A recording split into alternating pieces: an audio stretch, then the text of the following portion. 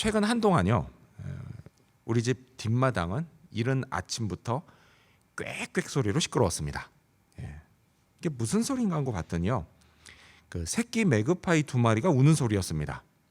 그러니까 지금은 어느덧 이제 훌쩍 컸어요. 컸는데 제가 그 매그파이 2마리를 처음 볼 때만 해도요, 얘들이 막 그냥 너무 연약해서 뭐 날기는커녕 제대로 서 있지도 못했습니다. 그때는요, 이게 너무하다 싶을 정도로 하루 종일 꽥꽥댔습니다. 처음에 오리인 줄 알았어요. 하도 꽥꽥대서. 자, 그래서요, 제가 얘들이 왜 이렇게 우나 이걸 알고 싶어서 한 번은 유심히 관찰을 했습니다. 자, 그리고 알아낸 사실, 그건 꽥꽥대는 건 얘들이 엄마 아빠를 부르는 소리였다라는 것입니다. 자, 그래서 엄마 아빠가 이제 먹이를 물고 오면요, 그땐 자기를 좀 봐달라고 꽥꽥댔습니다. 2마리가 나름 경쟁을 하더라고요. 자, 그리고 또 엄마 아빠가 어디로 날아가면 그땐 불안해서 엄마 아빠를 찾느라 또 꽥꽥댔습니다. 또요, 뭐 행여 제가 좀 가까이 간다 싶으면 그때는 그냥 무섭다고 정말 죽을 힘을 다해서 꽥꽥댔습니다. 엄마 아빠 빨리 오라는 거죠. 자, 이런 새끼들의 모습을 보면서요, 이런 생각을 해봤습니다. 아니, 저러다가 갑자기 엄마 아빠가 없어지면 쟤들이 살아남을 수 있을까? 이런 생각을 해봤습니다. 그리고 진짜요, 만일 이런 일이 생기면 이건 새끼들에게 억장이 무너지는 일이 될 것입니다. 자, 그런데요, 예수님의 제자들이 이 같은 일을 당했습니다. 자, 우리가 지난주에 살펴본 요한복음 13장, 그 13장에서 예수님은요, 당신이 제자들을 떠날 거라는 그런 말씀을 하셨습니다. 자, 이 때문에 분명 제자들이 술렁였을 겁니다. 주님이 우리를 떠나신다고? 이게 무슨 소리야? 술렁였을 거예요. 자, 그리고 이에 수제자였던 베드로가 예수님께 어디로 가십니까? 라고 묻습니다. 자, 그러자 주님은 너희가 지금은 나를 따라올 수 없다 라고 말씀을 하십니다. 자, 성질 급한 베드로가 이 말씀을 듣고 그냥 가만히 있을 리가 없겠죠. 그래서 어떡하죠? 아니라고. 자기는 주님을 위해 죽는 한이 있더라도 따라갈 거라는 식으로 말을 합니다. 하지만요, 이에 대해서 주님은 아주 냉정하게 말씀하십니다. 자, 그게 요한복음 13장 38절인데요. 예수께서 대답하시되 내가 나를 위하여 내 목숨을 버리겠느냐? 내가 진실로 진실로 내게 이르노니 닭 울기 전에 내가 3번 나를 부인하리라고 말씀하십니다. 주님이 이렇게 말씀하시는 거죠. 목숨을 버리겠다고? 야, 베드로 너 잘 들어. 목숨은 고사하고 닭이 울기 전에 네가 나를 3번 부인할 거야. 자, 여러분 한번 생각해 보세요. 지금 이런 대화가 오고 갈 때 이 자리의 분위기가 어땠겠습니까? 분명히 분위기가 쫙 가라앉았을 겁니다. 자, 이제껏이요, 3년 동안 오직 예수님만 바라보고 따라왔습니다. 자, 그런데 이제 와서 그 예수님이 뭐라고 하죠? 자기들을 떠나겠다라고 말씀하시는 거예요. 너희들은 따라올 수가 없다라고 또 말씀하시는 거예요. 그리고 심지어는 어때요? 베드로는요, 네가 나를 배신할 거야 라는 말씀까지 들었으니 이때 제자들의 심정이 어땠겠느냐라는 것입니다. 요한은요, 한마디로 뭐라고 전하냐? 그들이 근심했다라고 전합니다. 자, 그렇게 오늘의 본문인 요한복음 14장이 시작됩니다. 자, 그렇다면요, 이런 제자들에게 하신 예수님의 말씀은 과연 무엇이었을까요? 자, 주님은요, 그들에게 또 무엇을 약속하셨을까요? 그리고 그 약속은 무엇에 근거한 것일까요? 요한이 전한 이 예수님의 가르침을 통해서 온갖 것들로 근심하며 살고 있는 오늘 우리가 알아야 할 중요한 사실들을 알아보고자 합니다. 자, 먼저 첫 번째로 주님은 믿으라고 하셨습니다. 자, 우리 성경을 같이 읽어볼까요? 여러분 가져오신 성경 요한복음 14장 1절을 읽겠습니다. 요한복음 14장 1절입니다. 시작. 너희는 마음에 근심하지 말라. 하나님을 믿으니 또 나를 믿으라. 아멘. 자, 이 말씀처럼요, 제자들은 마음에 근심이 있었습니다. 자, 근데 오늘 우리에게도 근심이 있습니다. 마음에 근심이 있어요. 여러분, 우리는요, 근심하면서 삽니다. 한번 옆 사람 얼굴을 보시겠어요? 한번 보세요. 어떤가요? 근심이 있어 보이나요? 없어 보이나요? 봐야 알죠. 보세요. 겉으로 봤을 때는요, 사실 없는 것처럼 보입니다. 교회 오실 때 보면요, 다들 행복해 보이세요. 예. 근데 여러분, 사실 겉으로는 그렇게 보여도요, 누구나 이런저런 근심거리들을 다 안고 살아갑니다. 없는 사람이 없어요. 자, 그래서요, 제가 세상에서 가장 부러워한 사람이 누군지 아세요? 아무 걱정 없이 사는 사람입니다. 여러분도 그렇지 않습니까? 예. 되게 사람들은요, 돈이 많으면 걱정할 게 없을 거라고 생각합니다. 예. 근데 그럴 만도 한 것이요, 우리가 하는 걱정들 중에는요, 이 돈과 관련된 게 참 많습니다. 하지만 여러분, 정말 우리 마음에 근심이 있는 이유, 그 이유가 단지 돈이 부족해서일까요? 전혀 그렇지 않습니다. 여러분, 사실요, 돈이 많으나 적으나 그것하고 상관없이 우리 마음엔요, 늘 돈 걱정이 있습니다. 오히려요, 돈이 좀 있으면요, 아예 없을 때보다 근심의 그 크기가 훨씬 더 커집니다. 한번 생각해 보세요. 우리가 옛날 가난했던 시절에는요, 또 우리 자리 잡고 사시는 어느 정도 나이가 되신 분들, 막 한참 청년 때, 막 사회 처음 진출할 때, 막 여기 임해 왔을 때, 한번 생각해 보세요. 5월로 왔을 때, 사실 그때는요, 그냥 한 끼 밥 걱정, 그냥 몇 불 정도 놓고 걱정을 했습니다. 그렇지만요, 그때보다 훨씬 더 잘 살고 있는 지금은 그냥 이것저것 사고 싶은 게 많아져서 몇백 불, 몇천 불, 아니면 몇만 불을 놓고 걱정을 합니다. 즉 무슨 얘기예요, 여러분? 근심하는 이유가요, 결코 가진 게 없어서가 아니다라는 이유예요. 돈 때문이 아니다라는 이야기입니다. 자, 또 어떤 사람은요, 자기가 근심하는 이유가 자기에게 능력이 부족하기 때문이다라고 생각을 합니다. 실제로 주변을 보면요, 이런 분들이 있어요. 아, 이제 앞으로 나한테 이런 일이 벌어질 것 같은데 그럼 난 어떡하지? 이걸 얘기하면서, 이걸 생각하면서 그냥 끙끙 앓고 있는 분들이 있습니다. 근데 여러분, 이거 아세요? 이런 경우에요, 되게 그 걱정했던 일, 그 걱정했던 일이요, 실제로는 잘 일어나지 않는다라는 사실이요. 아시죠? 여러분 아마 다 경험해 봤을 겁니다. 여러분 경험에 비춰봐도 얼마든지 이런 기억들이 있을 겁니다. 여러분 지금까지 여러분 살아오면서 했던 걱정들이요, 그거 다 현실이 돼서 나타났습니까? 그렇지 않아요. 그러다 보니까 사실 우리는 어때요? 벌어지지도 않을 일을 놓고요, 하지도 않아도 될 걱정을 할 때가 참 많다라는 것입니다. 또요, 어쩌다 그 일이 현실이 되어 나타나긴 합니다. 그렇긴 해요. 근데 그때 어때요? 막상 그때 느끼는 고통의 정도는요, 내가 걱정했던 것만큼 그렇게 크지 않은 경우가 많습니다. 감당할 수가 있어요. 우리가 이런 걸 다 경험적으로 압니다. 근데 그렇게 경험해 봤는데도, 그럼에도 불구하고 우리 마음에는 여전히 근심이 있습니다. 자, 이렇게 마음에서 떠나지 않는 근심의 문제, 돈으로는 해결되지 않는 근심의 문제를 여러분, 우리는 과연 어떻게 해결할 수 있을까요? 자, 주님의 말씀을 다시 한번 읽겠습니다. 우리 1절 말씀 다시 읽어볼까요? 1절 읽습니다. 시작. 너희는 마음에 근심하지 말라.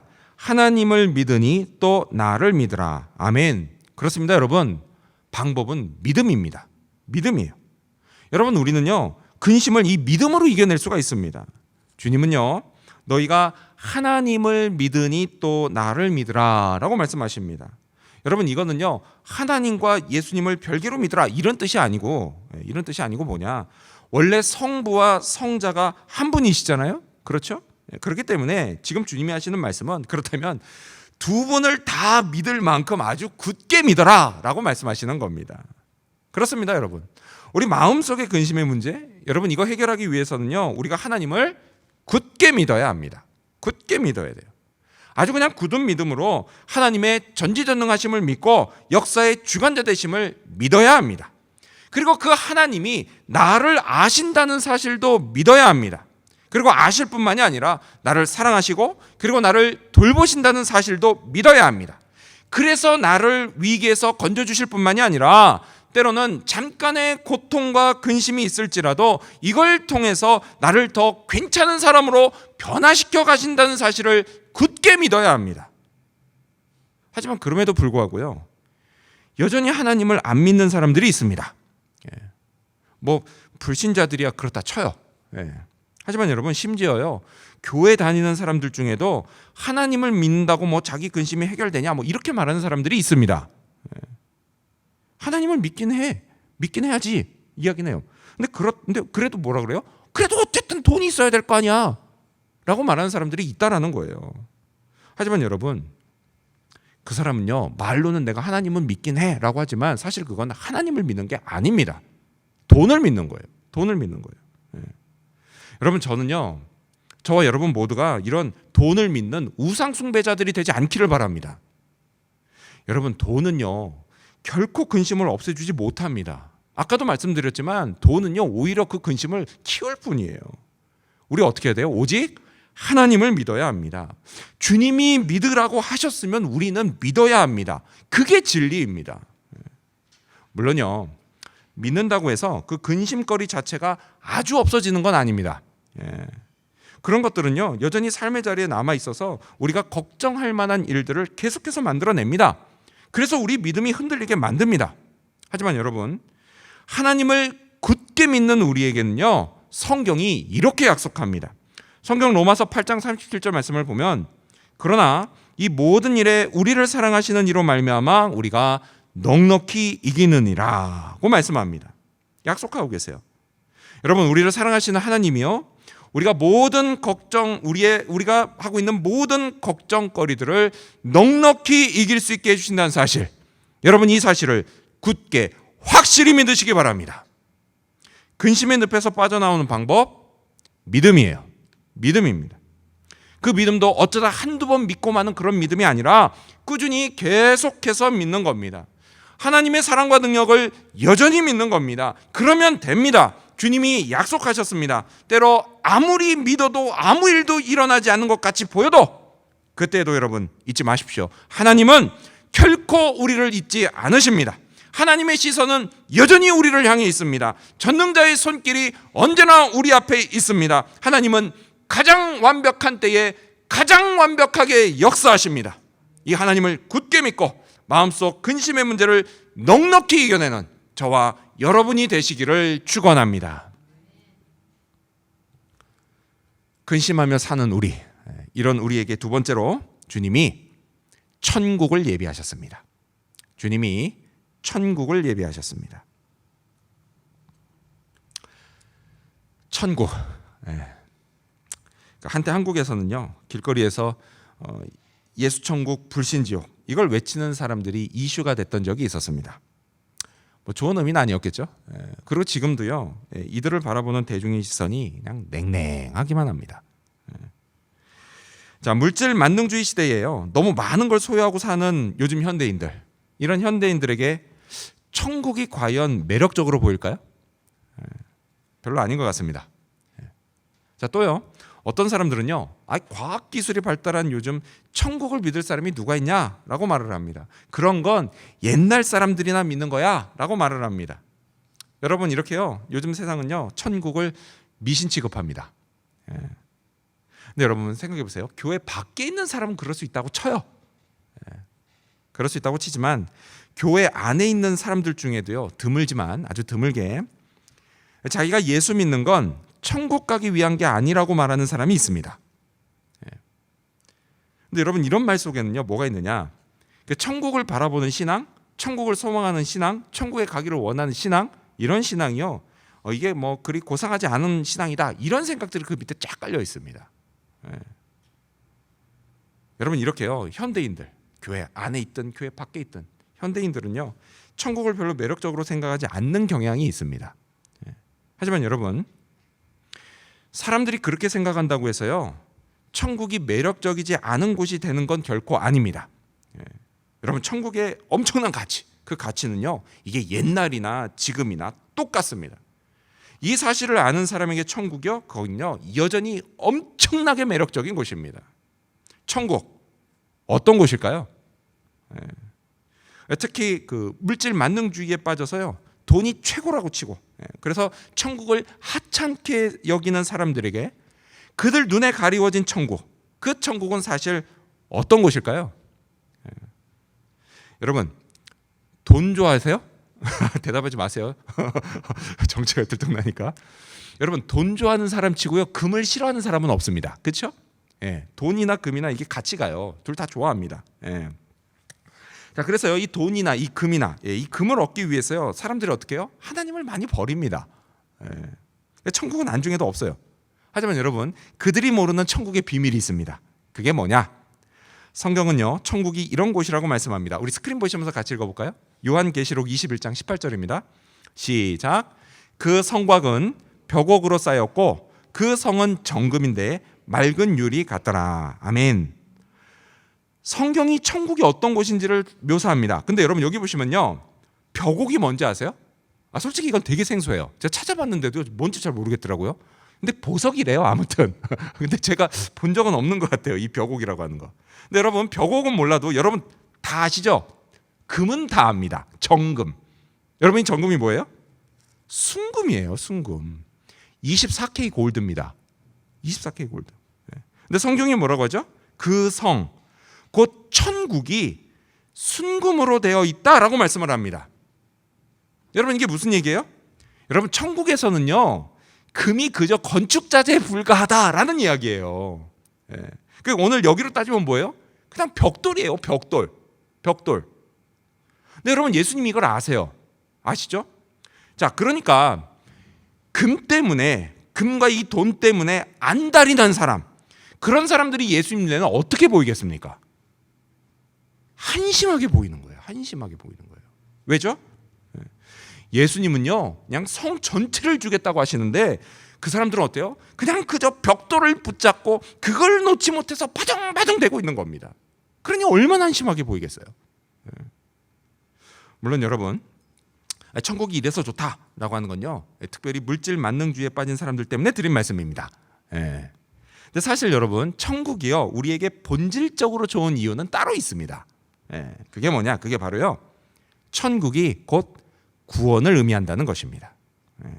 천국에 간다는 건요, 죄로 타락해서 온갖 악이 가득한 세상, 죽음의 그늘 아래 어두워진 이 땅을 살아가면서 우리가 겪고 있는 모든 근심에서 우리가 벗어난다는 것을 의미하기 때문입니다. 즉 뭐예요? 죄에서 구원을 받는 겁니다. 그게 바로 천국이에요. 그리고 이 천국을 예수님이 우리를 위해 준비해 주셨습니다. 우리 성경으로 돌아갈까요? 우리 14장 2절 말씀을 같이 읽겠습니다. 여러분 성경 보시면서 요한복음 14장 2절입니다. 읽습니다. 시작. 내 아버지 집에 거할 곳이 많도다. 그렇지 않으면 너희에게 일렀으리라. 내가 너희를 위하여 거처를 예비하러 가노니. 아멘. 예수님은요, 당신이 아버지 집, 곧 천국에 가는 이유를 제자들을 위해서 거처를 준비하기 위해서다라고 말씀하십니다. 여러분, 예수님은요, 이날 이 11명의 제자들뿐만이 아니라 오늘 저와 여러분을 비롯해서 예수님을 구주로 믿는 모든 세대, 모든 사람들을 위해 천국에 거처를 준비하셨습니다. 자, 그리고 계속해서 주님은요, 매우 중요한 말씀을 하십니다. 우리 3절 말씀도 읽어볼까요? 3절입니다. 시작. 가서 너희를 위하여 거처를 예비하면 내가 다시 와서 너희를 내게로 영접하여 나 있는 곳에 너희도 있게 하리라. 아멘. 보세요. 주님은요, 거처를 준비하시고 다시 오시겠다라고 말씀하십니다. 그 다음에 우리를 영접해서 주님이 계신 곳에 우리가 함께 있게 하겠다라고 말씀을 하십니다. 바로 이거예요, 여러분. 바로 이거예요. 천국이 우리에게 진짜 매력적인 이유, 천국이 진짜 좋은 이유가 바로 이거예요. 여러분, 천국에서 우리는요, 예수님하고 함께 있게 될 것입니다. 그게 진짜 좋은 이유예요. 예수님뿐이 아니죠. 누구랑 또 같이 있죠? 아버지 집이니까 아버지 하나님하고도 같이 있습니다. 여러분, 그러면요, 그때부터는 이제 더 이상 근심할 게 없습니다. 이제껏 우리가 어떻게 살았어요? 그냥 한숨과 걱정이 가득한 그런 인생을 살았다면 그때부터는 기쁨과 행복이 가득한 영생을 누리게 됩니다. 여러분, 이런 천국이요, 나를 위해 준비되었고 그리고 언젠가 반드시 내가 거기 가게 된다라고 하는 사실, 여러분, 이 사실이 우리에게 얼마나 기쁜 일인지 모릅니다. 어느덧 휴가철이 왔어요. 그렇죠? 휴가철에 이제 아이들도 방학을 다 했고, 그러면 이제 아이들 있는 집은 휴가철에 여름에 보통 어디를 가죠? 산으로 둘러도 가지만 놀이공원도 갑니다. 무비월드도 가고 드림월드도 갑니다. 시월드도 가고. 근데 여러분, 휴가철에요, 놀이공원 가보셔서 아시겠지만 거기가 막 사람들이 엄청나게 많습니다. 사람들로 막 분배해요. 근데 그러다 보면 꼭 뭐가 생기죠? 미아가 생깁니다. 그랬더니 어느 분이 미아가 누구야? 뭐 이러시더라고요. 아니, 그 미아 말고 길을 잃어버린 아이가 생깁니다. 예. 여러분도 그런 경험인지 모르겠지만요. 그런데 가가지고 엄마 아빠 잊어버리면 어떡해요? 걱정이 그냥 하나 가득입니다. 예. 너무 걱정이 돼요. 너무 무섭습니다. 그래서 어떻게 해요? 주저앉지도 못해요. 그냥 길바닥에 선 채로 엉엉 웁니다. 엉엉 울어요. 예. 근데 여러분 그때요, 경찰 아저씨가 나타나서 이런 말을 합니다. 얘야, 많이 무서웠지? 이제 걱정하지 마. 아저씨가 집에 데려다 줄게. 예. 그럼 이 말을 들은 아이는요, 곧 안심하기 시작합니다. 울음도 그쳐요. 왜죠? 집에 갈 수 있게 됐기 때문이에요. 예. 아직 안 갔어도요, 간 거나 마찬가지인 겁니다. 경찰 아저씨의 말, 이 말은요, 아이에게 너무나 기쁜 소식입니다. 근데 여러분, 우리도 마찬가지라는 거예요. 오늘 우리는요, 이 세상을 살면서 그냥 힘들게 살면서 온갖 근심과 온갖 걱정을 하면서 살고 있습니다. 막 한숨을 쉬고 눈물도 흘립니다. 근데 이런 우리에게요, 천국이 예배됐다라는 이 주님의 말씀, 여러분 이건요, 분명 기쁜 소식입니다. 물론 아직 가진 않았어요. 아직 안 갔어도요, 여러분 이건요, 간 거나 마찬가지입니다. 예. 주님이요, 이제 우리 손을 잡고 우리를 천국으로 인도해 가십니다. 따라서 여러분, 나에게 천국이 약속됐다는 사실을 확신하시기 바랍니다. 이 확신이 있으면 근심을 이길 수 있습니다. 그리고 다시 희망을 품을 수 있습니다. 오늘 우리의 마음, 이 마음을 쓰리고 아프게 한 모든 일들에 이것을 다 보상을 받을 수 있게 됩니다. 성경이요, 천국을 우리에게 이렇게 약속합니다. 요한계시록 21장 4절을 보면 모든 눈물을 그 눈에서 닦아주시니 다시는 사망이 없고 애통하는 것이나 곡하는 것이나 아픈 것이 다시 있지 아니하리니 처음 것들이 다 지나갔음이러라. 아멘. 그렇습니다.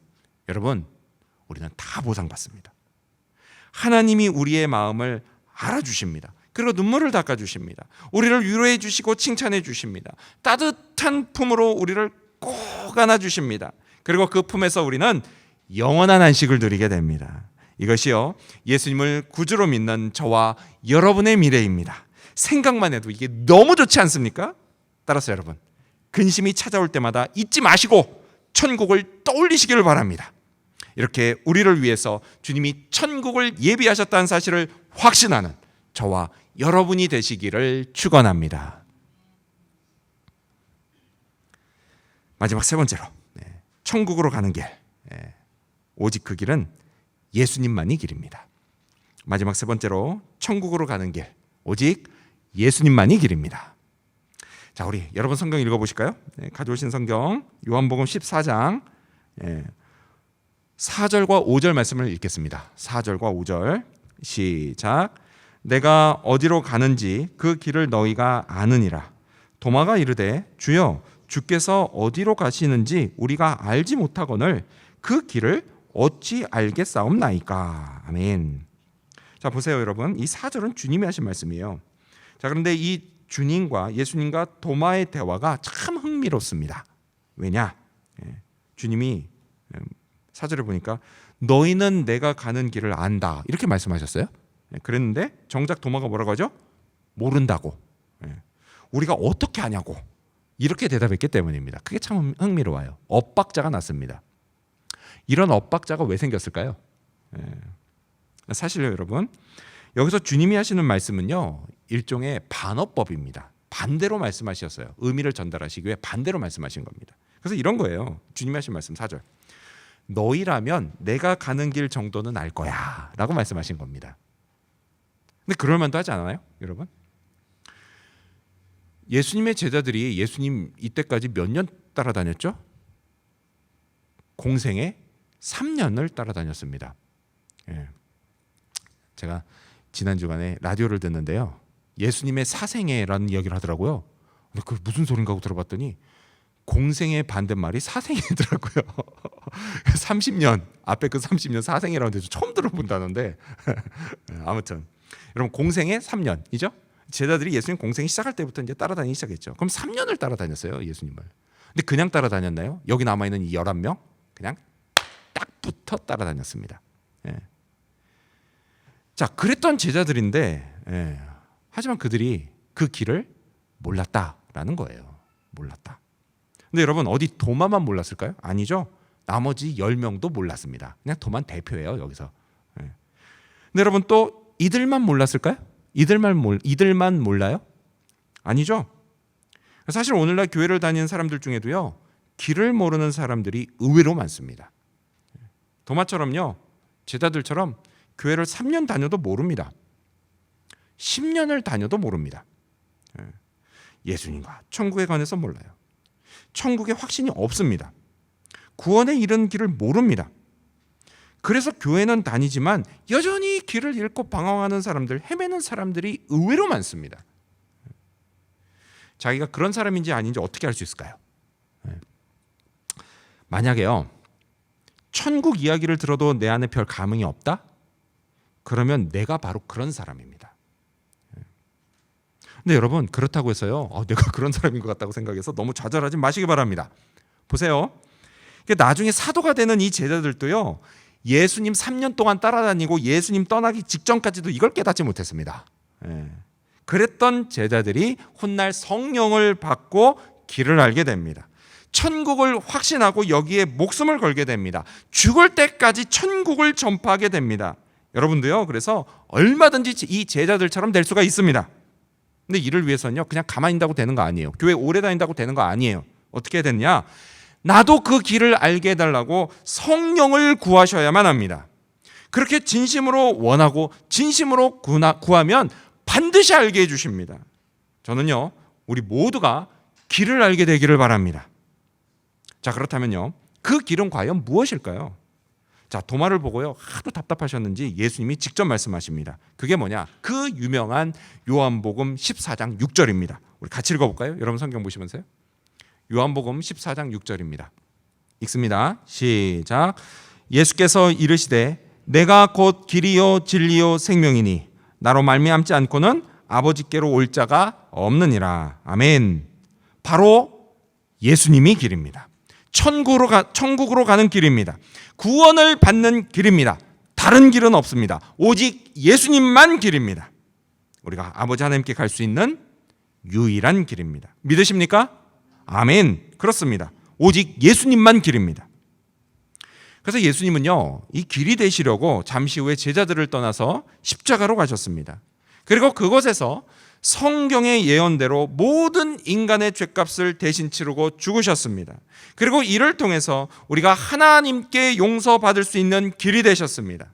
그리고 성경의 예언대로 3일 후에 죽음을 이기고 부활하셨습니다. 이를 통해 우리가 하나님이 주시는 새 생명으로 살 수 있는 길이 되셨습니다.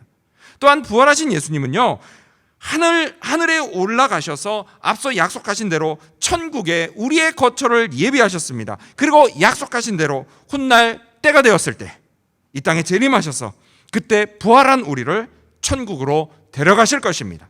여러분, 이건요, 생각만 해도 너무 신나는 일이 아닙니까? 이렇게 우리의 미래는 확정됐습니다. 결코 불안하지 않습니다.